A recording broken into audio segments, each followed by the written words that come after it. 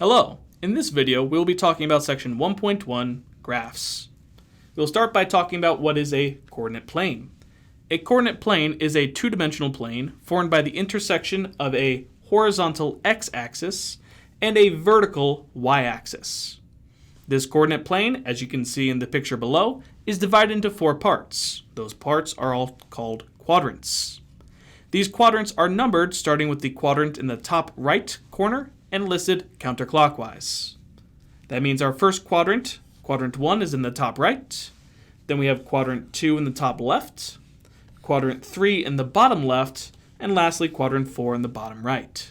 As I said, this coordinate plane is divided up into four parts, and those four parts are split up by the axes. The x-axis is the horizontal number line on the coordinate plane.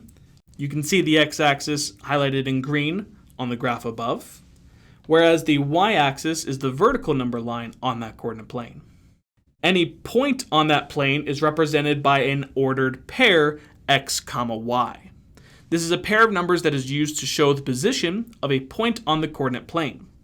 For example, if I were to go back up to that graph and I look at this point right here, I would look at this and label it based on how far horizontally it is from the center of the graph and how far vertically it is from the center of the graph. Horizontally, I can see that this point is 1, 2, 3 to the right, or positive 3, and then it is also 1, 2, 3, 4, 5, and 6 down, which would be negative 6. That means that this point here would be 3 for the x-coordinate and negative 6 for the y-coordinate. So this ordered pair would be 3, negative 6.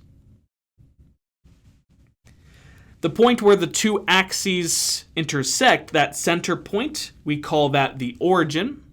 And the origin has a coordinate of 0 for x and also 0 for y. That means then that the ordered pair is 0, 0. Let's look at an example of this graph in a real-world setting. On this page, we have that climate change is one of the most serious threats facing our planet today.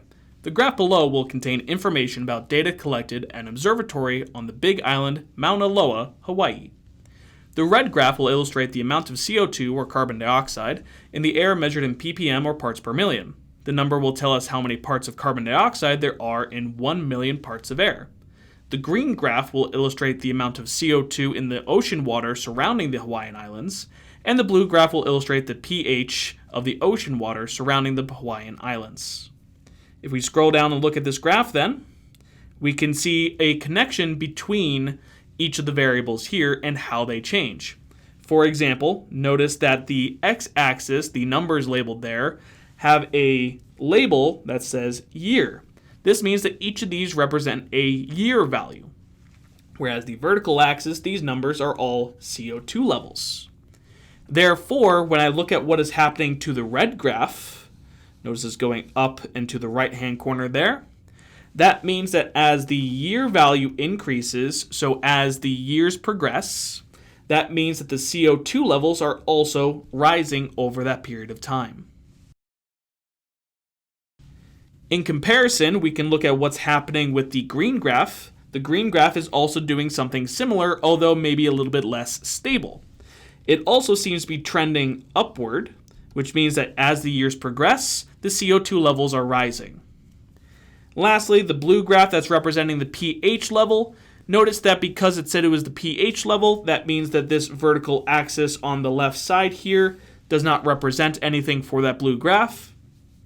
Instead, we have the vertical axis on the right side here that shows the pH level. This will help us get an idea of what's happening with the pH level of the ocean water that surrounds the Hawaiian Islands. We can see here that this graph is trending downward. That means that as the years progress, or as the years increase, the pH level is actually decreasing. It is very important to understand that relationship between what happens with one axis and what happens with the other axis and the points you have represented. Keep in mind, the x-axis we call the independent variable or the input, whereas the y-axis is represented as the dependent variable or the output. This is why I'm constantly reading it as the year first and then either the CO2 or the pH afterward. I would not do so the other way around and say as the pH level decreases, then the year increases or anything like that. You always read based on the independent variable first, which is often the x-axis, and then the dependent variable afterward. Let's go through a few definitions to wrap up this section. First of all, we call a variable just a symbol that stands for an unknown quantity. We often represent this with the letters X, Y, and Z, but you can really use any letter that you so choose or any symbol that you want, like a smiley face, for example. A coefficient, though, when you have a variable that's multiplied by a number, the number in front is what we call a coefficient.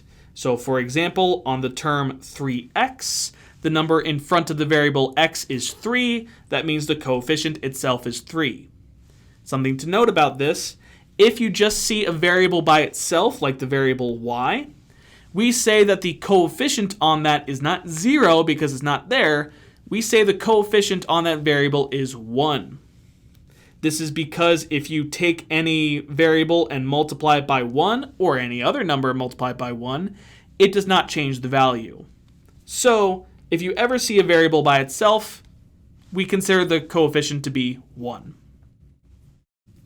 Next, we have an expression. When you have a group of terms that are connected by an addition or subtraction, we call that an expression. For example, here we have 2x squared minus 5. It is very important to note that in an expression, there is no equals sign, or anything similar like a less than or greater than sign. There's no comparison for these variables and terms to compare to.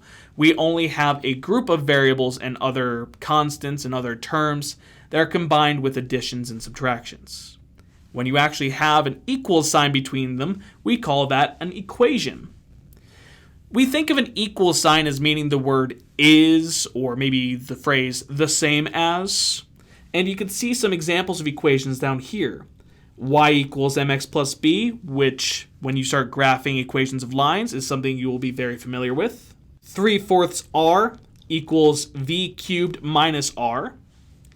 And 2 times the quantity 6 minus d plus f times the quantity 3 plus k equals 1/4 of d. For the last definition here, we have the definition for a solution. A solution is a value, or possibly values in some cases, for an unknown variable that would make the equation a true statement. Each solution to an equation with 2 variables we call an ordered pair. For example, if we have the equation 3x minus 4y equals 12, if there exists a pair of values for x and y to take, for which that left side would then equal 12, we call that the ordered pair x, y. The last thing to note: any graph of a first degree equation, which a first degree equation is like the one above that, 3x minus 4y equals 12, it's anything where there's only one instance of each variable. For example, 2x squared minus 5 equals y, that would not be a first degree equation because at least one of those variables has an exponent on it that is not 1. Here we have x that has an exponent of 2, which means that it is not a first degree equation. If I were to remove that exponent, then now I would have a first degree equation. Any of these kinds of cases, these first degree equations with 2 variables, we will refer to as a linear equation because when we graph them, they will create a straight line. That's all for today. I hope this helped you understand some basics about graphs.